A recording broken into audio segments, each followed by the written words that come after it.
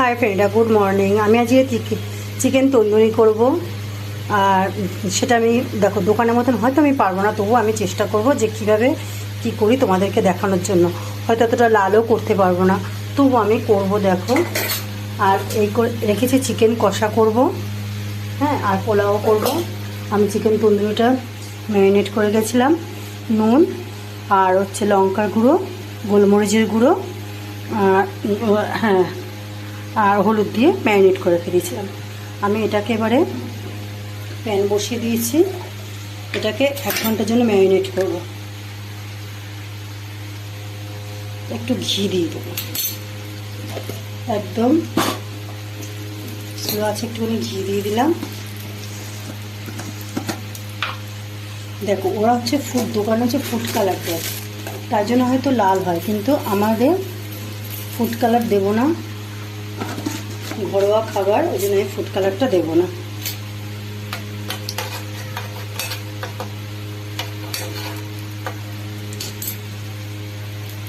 আমি চিনি দিয়ে দিলাম, ঘি দিয়ে দিলাম, কাশ্মীরি লঙ্কা গুঁড়ো দিয়ে দিলাম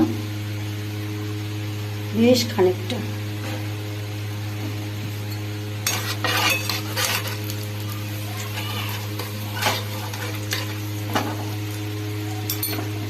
আমি একটু গ্যাসটা অফ করে দিলাম, কেননা তো বেশি পুড়ে যাবে তো।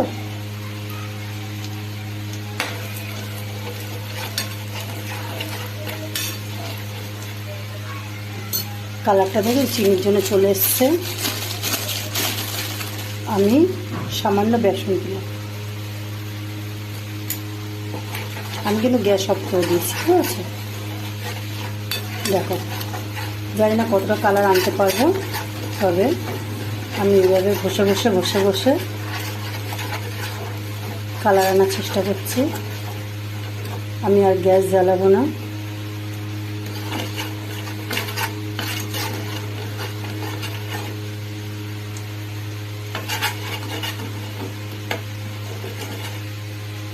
এটা থাক একটু এর মধ্যে,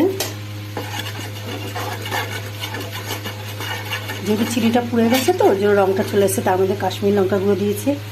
এবারে দেখবো আমি আদা রসুন লঙ্কা একসাথে আমি পেস্ট করে রেখে দিয়েছিলাম, সেটাকে দিয়ে দেবো, বেশ খানিকটা দিয়ে দেবো।